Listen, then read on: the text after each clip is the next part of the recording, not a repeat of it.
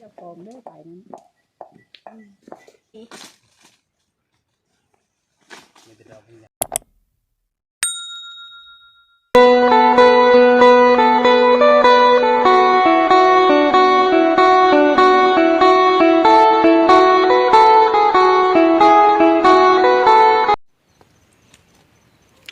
กับสบายดีพ่อแม่พี่น้องเบิดสุคนเนาะอันนี้ก็จะเป็นในยามเช้านะทุกคนจะปลอมได้ไปนั้นอันนี้ก็จะเป็นภาพบรรยากาศในยามเช้าทุกคนตอนนี้แม่ก็กำลังตำแจวเฮ็ดกินข้าวเนาะตอนนี้ข้าวก็กำลังนึ่งอยู่นี่ทุกคนอันนี้ก็จะเป็นป่าหม่องเนาะอายไปยามมานะกูถึงว่าในห้องหลายก็นี่เดี๋ยวเรามาเบิ่งกันเลยว่าป่ามีหลายชำเลยมีแต่เบอร์ตองป่าก็มีเยอะทุกคนเบอร์ตองหลายกว่าปกปลาซิวเนาะปลาซิวเข้านี่มีปลากดนำปลากดได้นี่ตำแจ่วเฮ็ดกินเยอะไหมโอ้ยแกงกบแกงป่าขนาดเขาพักอยู่พุ่นข้าวกินข้าวเต็มที่เพื่อมันแล้วข้าวขี่กลับบ้านมานี่ข้าวนอนป่าได้2 คืนแล้วเด้นอนน้ำเงือบหอนมันเห็นบ่ได้บ่นอนกันทุกคนนอนอยู่หันนะก็จะแม่จอยนอนอยู่หันเมื่อคืนนี้เนาะยุ่งครบเป็นที่ยุงลายขนาดวิ่งอยู่ชิมหูอยู่เมื่อคืน เดี๋ยวเราไปเบิ่งกบกับป่าเลยเขาจะไปก้านเมื่อคืนนี้นะอันนี้ก็คือเขียงเนาะขอนไม้มีง่ายบะแม็กเพิ่นกำลังฟักอยู่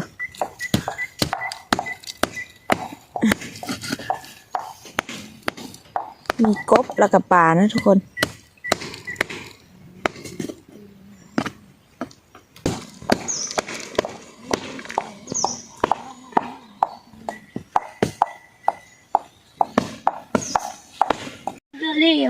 ตอนนี้ก็ข้าวของเฮาก็สุกแล้วเป็นที่เรียบร้อยนะทุกคนอีแม่จอยก็กำลังกำลังยัดทับติ๊บมากองนี่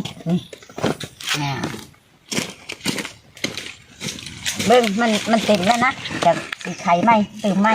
นี่1 ลายทุกคน2 มวย2 มวยได้กินหลายเด้เพราะว่าทีมงานเฮามาหลายเนาะเติมมันนี่เติมก้อนอันนี้ก็จะเป็นหม้อที่เฮาแกงป่าหม้อแกงป่าของเฮานะแกงเชื่อใบชมติ้วทุกคนไทยนะไม่ใช่ใบชมติ้วเนาะแล้วก็มีป่าแล้วก็มีกบนำนะเชื่อ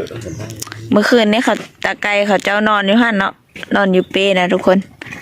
มีอายแล้วก็บ่แม็กตาไก่เนาะจะคอยนอนนี้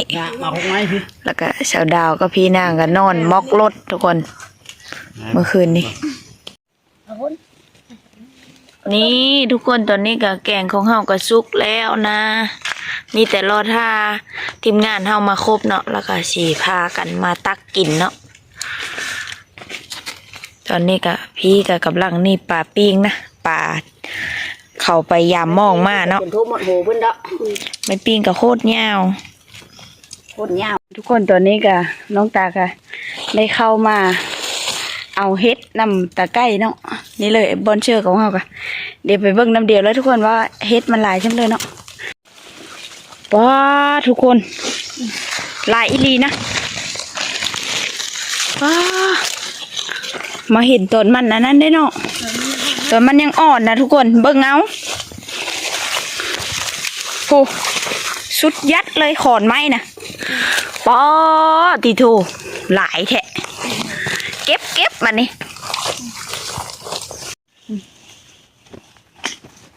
เดี๋ยวเรามาเก็บกันเลยทุกคนหลายอีหลีไม่เป็นดอกใหญ่แก้วหนึ่งดอกบักใหญ่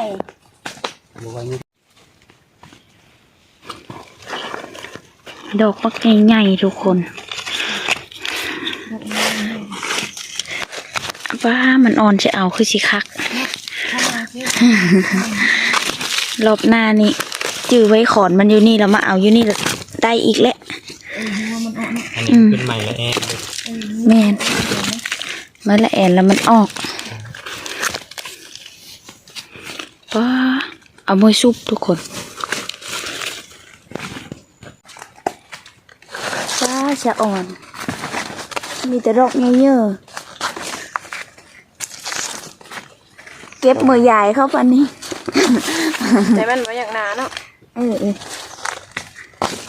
เห็นเขาเจ้าเอิญใจจะได้มือมาวะเก็บเห็ดกระแดงมาให้เลยเด้อ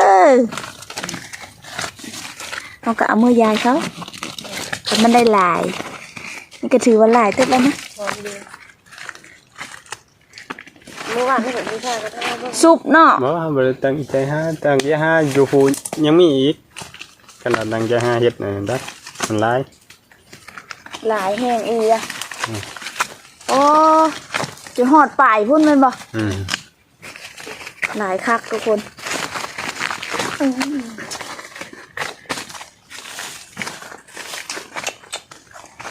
เบิ่งดอกเห็ดใหญ่คัก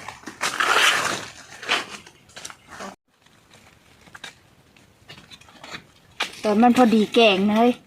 เนาะปิดกดยากเลยนะได้หลายแล้วนะทุกคน ได้ละกระสอบนึงเอาเนี่ยดอกง่าย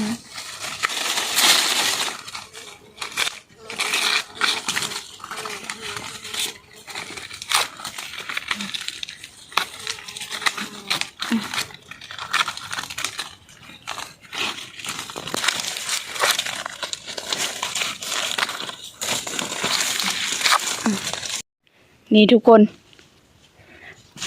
ตัวหอนนี่ก็ลายนะพูนไปจะหอดพูนเนาะลายคักอีหลีนะทุกคนตอนนี้ก็เฮาก็เก็บเฮ็ดกะแล้วไปเทียบห้อยพ่อทุกคนเฮ็ดนั้นยังบักหลายๆเนาะแต่ว่าเอาคนละก็ชอบเบิ่งยายดาว กระสอบหนึ่งเขียเก็บมือฝากเขาเจ้าเนี่ยนะทุกคนเพราะว่าตอนขึ้นมากะมีเขาเจ้าเอิ้นสั่งหลายคนเนาะเขาเจ้าว่าเก็บมาฝากไอเด้อเฮ็ดแห้งก็เลยเอามือฝากเขานี่อันนี้ก็จะเป็นของน้องตานะเชื่อแย้งทุกคนเดี๋ยววันนี้เฮากะสิได้ไปกินข้าวแล้วก็เก็บข้าวเก็บของเดินทางวันนี้ทุกคนตอนนี้ก็เขาเจ้าก็เก็บเครื่องแล้วนะทุกคนแต่ว่าเอาหากันมาแต่เก็บเฮ็ดเนาะบนเก็บเครื่องเก็บของเก็บมาได้กันนะแค่เขาเก็บเม็ดไปดิ นี่เลยทุกคนอันนี้ก็จะเป็นแกงปลาบวกกบทุกคน แกงกบเสื้อปลาเนาะแกงเสื้อเดียวนะมาเด้อมากินกันเด้อมากินข้าวกันเลยทุกคนก็จะได้เดินทางต่อเนาะอีแม่ก็ตำแจ่วเสื้อกับเอาไว้ไปจำกินกับปิ้งป่ามีปิ้งพร้อมนะทุกคนมาเด้อทุกคนกินข้าวเลยปันข้าวเช้าเนาะแซ่บบ่แม่แซ่บ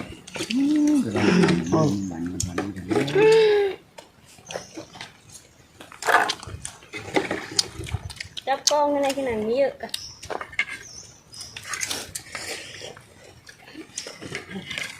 กินข้าวยับมันไง กบกับตัวเยอะเยอะ กล้องก็กินอยู่ กินนี่กัน มาไหม กินนี่กินได้ เนาะ ด่างปุ๊บได้สิทอง ดาวกับสีดาเนี่ยอูนั่งยันไม่ได้นอนนู่ยันไม่ได้นอนนู่นนี่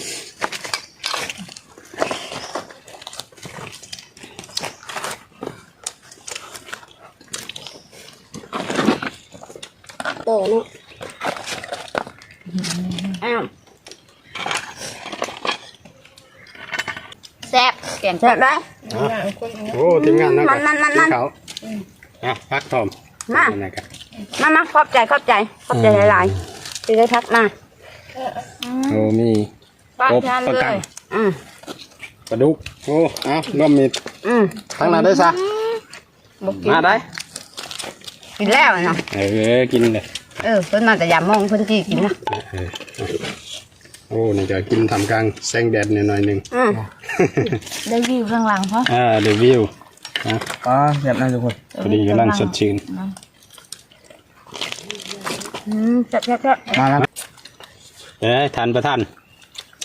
แซ่บปะ แซ่บ กินข้าวปลา กินข้าวปลาไม่แซ่บอีแม่น่ะ แซ่บ ตอนนี้ก็เฮาก็ได้กินข้าวเสร็จแล้วเป็นที่เรียบร้อยเนาะกินข้าวก็อิ่มแล้วนะเดี๋ยวตอนนี้ก็เขาเจ้าก็ทางหลังของเฮาก็กำลังเก็บเครื่องเนาะเก็บเครื่องสิกลับบ้าน แล้วก็มื้อนี้เฮาก็สิได้แวะสระป่าทุกคน ตอนนี้ก็เวลาก็ประมาณ8 โมงเช้าเนาะเบิ่ง บ่อินnóมีเยอะช้าป่า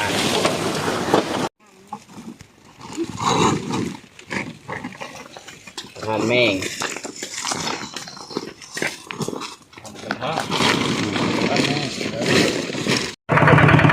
ทุกคนตอนนี้เฮาก็เตรียมพร้อมแล้วเนาะกำลังสิเดินทางกลับมื้อบ้านนะเครื่องของเฮาก็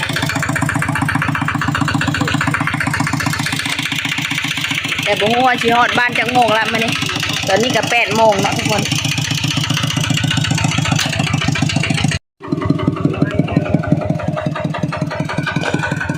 อันนี้ก็จะเป็นเส้นทางกลับบ้านนะทุกคนเดี๋ยวเฮาก็สิพากันมาแวะสระป่าอยู่นี่เนาะโหยโดนน้อยนะทุกคน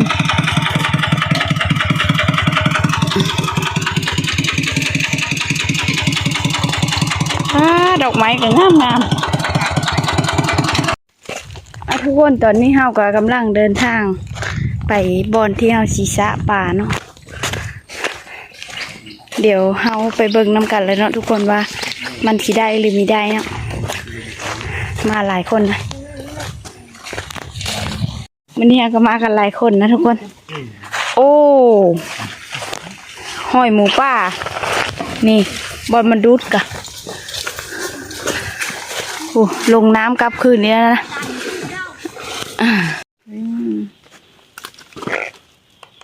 มาเจอเห็ดหลายแท้หลายว่าเห็ดบดทุกคนมาเก็บน้ำกันไปชะปลาก็เฮาก็มาเห็นเห็ดเนาะเฮาก็สิเอามือชุบนะมือนี่ก็แช่น้ำเนาะเฮาก็สิมาเก็บเชื้อคู่เลย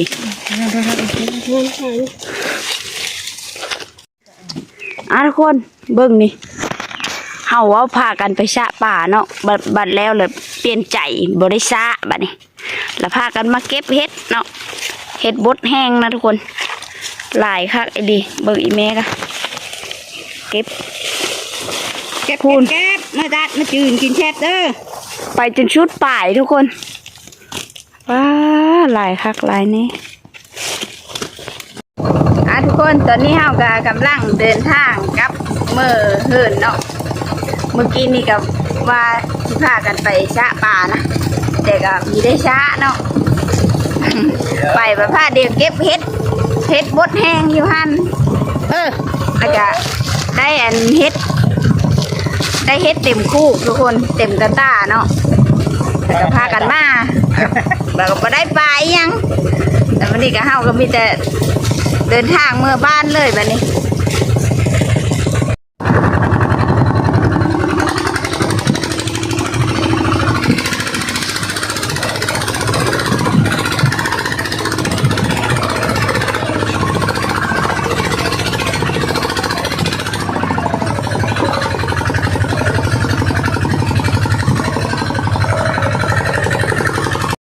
ทุกคนตอนนี้เฮากะ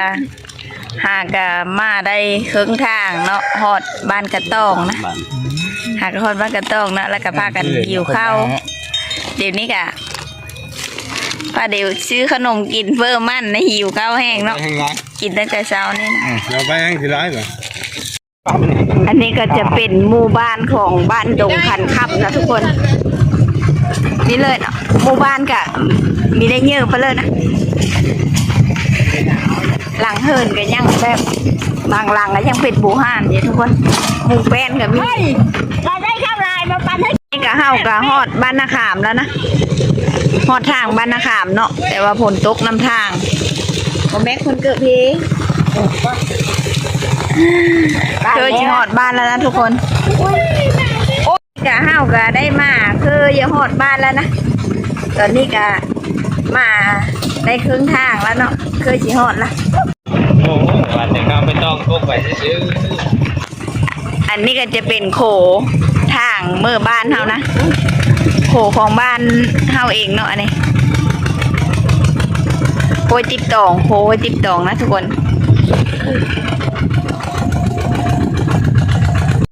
ตอนนี้เฮาก็ฮอดบ้านแล้วเนาะนี่ทีมงานของเฮาก็เข้าในบ้านนะ เนี่ยผมเบิ่ง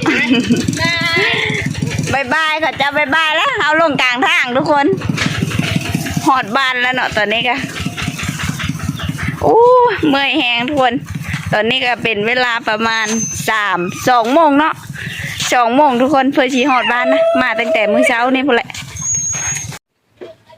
ทุกคนตอนนี้ก็น้องตาก็ได้มาหอดเฮือนแล้วเนาะ